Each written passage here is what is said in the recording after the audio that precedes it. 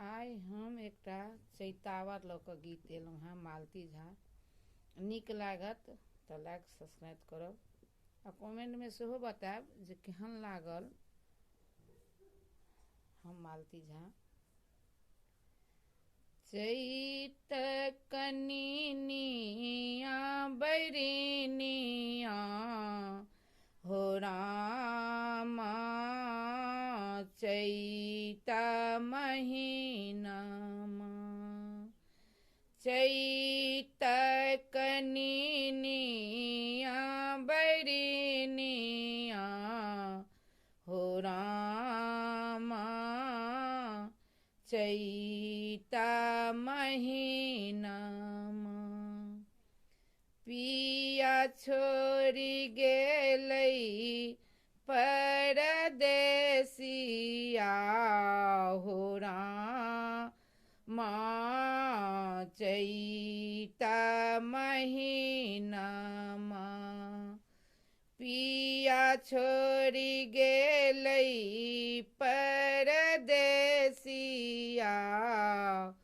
हो रामा चैत महीनामा कोना कटब दिन रतिया हो रामा चैत महीनामा कोना कटब दिन रतिया हो रामा चैत महीनामा पिया छोड़ि गेलै परदेसिया हो रामा चैत महीनामा कोने फूल फूलै रामा भोर भिन सरबा कोन फूल फूलै दुपहरिया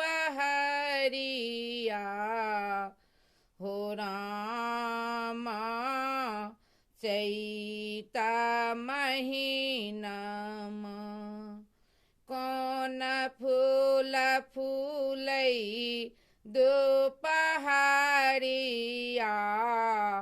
हो रामा चैत महीनामा चैत कनिनिया बैरिनिया हो रामा चैत महीनामा बेली फूल फूलै रामा भोर भिन सरबा चमेली फूल फूलै दुपहरिया